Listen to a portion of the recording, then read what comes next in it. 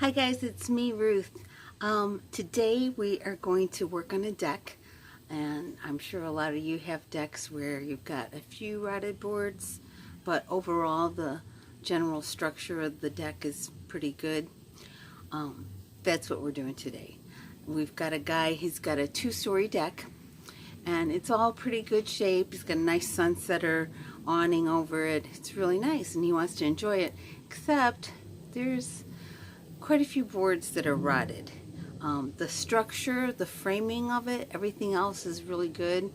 So we're just going to go and pull those old boards out, the rotted ones, put in some fresh pressure treated lumber, and get it all sorted out so that in a few months we'll be able to paint it and it'll look great. Here's the deck that we're working on today, and as you can see, structurally the framing is pretty solid, but we're going to go up these stairs and take a look at some of these rotted deck boards. I'm going to get Danny out here in a minute, and we're going to talk about what all is needed for a project like this. What kind of tools, what kind of manpower, what kind of time frame. So stay tuned. Hi everybody, this is Danny the Handyman, and we're going to ask him about his project today that he's working on. Danny, what are you doing today? Today we're repairing some rotten boards on the deck. Okay. And how long does a project like that take? Depends on how much you're doing and what you run into, I guess, but I'm not expecting it to take more than a few hours. And is it something that you can do by yourself, or should you get help? Well, help is always helpful. Hi everybody, this is Danny the Handyman, and we're going to ask him about his project today that he's working on. Danny, what are you doing today? Today we're repairing some rotten boards on the deck. Okay. And how long does a project like that take? Depends on how much you're doing and what you run into, I guess, but I'm not expecting it to take more than a few hours. And is it something that you can do by yourself, or should you get help? Well, help is always helpful. And the project that you're working on today, they've got some really long strips of deck board, and it's not all rotted, and he kind of wants you to cut out just the bad spots.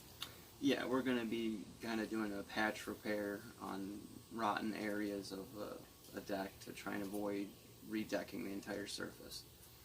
And one end may be bad, and we can cut that end out and split the difference over a joist or a piece of framing.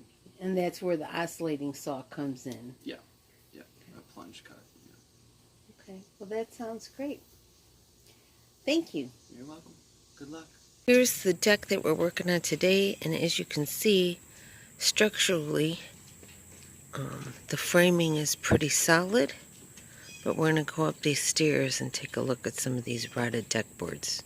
Notice that before, but I'm gonna just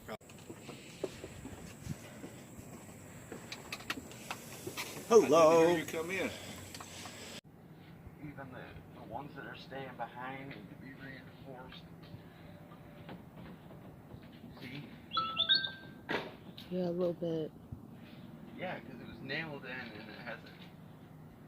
Instead of screwed. Screws are always better. Usually.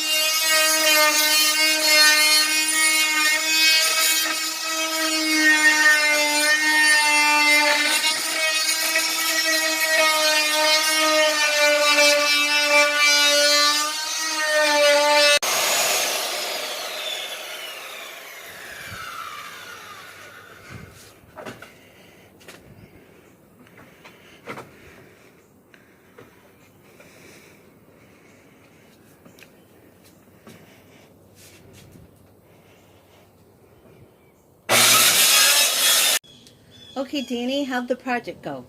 Pretty well, all things considered. It was a hot day today for it too, wasn't It it? sure was.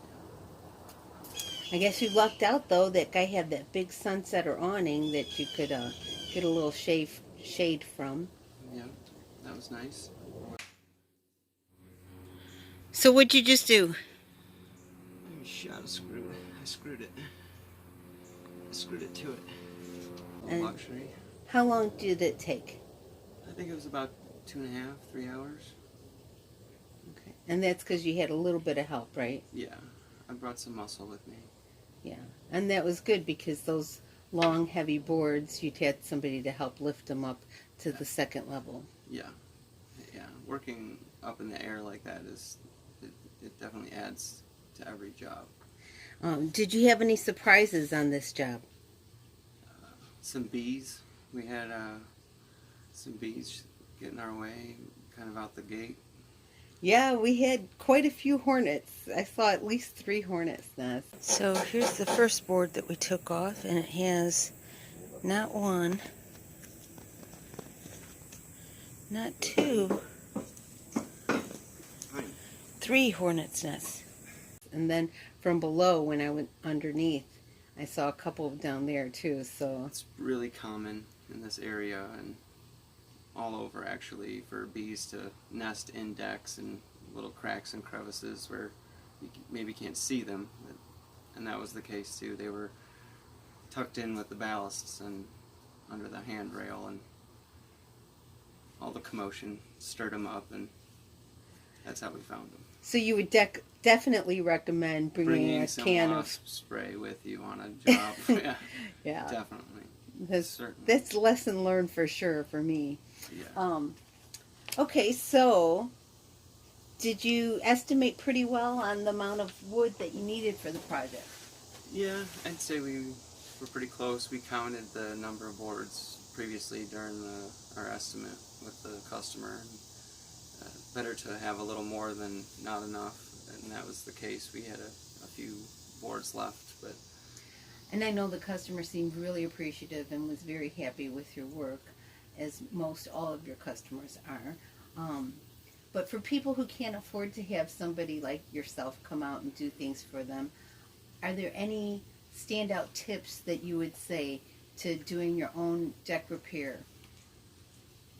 Well, maybe marking out the boards. I mean, yeah, have a little bit of a plan. Don't try and just start it without a plan.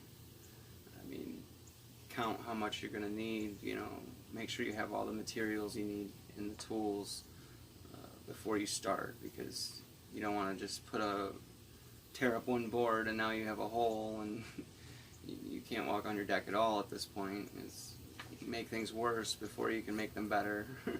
Yeah, I noticed when you were pulling up the deck boards that you started closer towards the house, and then you were pulling in order of where they were going. I try to leave myself egress to getting to my tools or getting the material up to the deck. I don't want to make it any more unsafe during the project than needed. So, at some point I did have to have it kind of more open, but as I was doing that, I was laying down a new board in the place where I just made a hole, so I could still safely travel across the deck without stepping in a hole. So if you're thinking of taking on a project like this where you're removing deck boards off a second-story deck, you definitely want to be agile, so Certainly. that you don't fall through the holes that you're trying to repair. Yeah, there is a lot of safety things that need to be thought of. I mean, it only takes a second for it to go wrong, and people that aren't doing it every day aren't equipped with balance of that tool. And I would almost say that you have to have a second person to help get the material to you. Yes, I would say 2 people. When you're dealing with lumber any longer than 6 or 8 feet, you really need 2 people to be maneuvering it safely.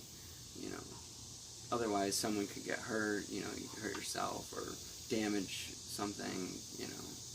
And I watched you guys, and you work really well together. And then it's practice too. That comes with working with a person, you know. So if you're doing it yourself and you've got a friend that maybe you can solicit some help from, just make sure you're both on the same page. Yes, that you're not both headstrong in how to accomplish it, that you both kind of have a plan that you're both in agreement with. I mean, banter is one thing, but you don't want to lose a friend by asking for some help. So communication is key when you're moving things around, you know. And if you ask for help, you've always got to be willing to give help. So that's true. another thing to keep in mind if you're doing repairs on your own and you need a little hand here and there. You know, make sure that you're willing to offer a hand here and there. Certainly. So I just want to thank you for your time, and thank you for your expertise and letting me take some video of that job. I know it's really common. A lot of people got decks where they've just got a few boards, you know, and they don't want to have a whole new deck. Yeah. They just want to replace those few boards. So I think today was a great example of that. There's other tips and tricks that I can show people. If there wasn't enough shown today, certainly comment and let us know if there's something you want us to focus on. they have any questions. Questions, comments. And if there's more projects that they'd like to see you do. Yeah, and we're going to have more content. I think we're going to start doing this a little more often, and I'm doing it every day, so. Well, you can come up with fixes for just about anything. And it's given you a really good reputation because of that. Yep. You know, people appreciate it that you're not always looking for the most expensive fix, that, you know, you can find a way to fix and repair and make things good and sturdy. And Certainly. I mean, more money and better materials can always get you a better result in the end that may last longer and work better, but not everyone has access to that. And I've found ways around that with being resourceful, repurposing, reusing, recycling, and you know. Well, I appreciate your time, and we look forward to hearing from you. And don't forget to like, subscribe, and ring the bell if you want notifications. We'll see you in the next one.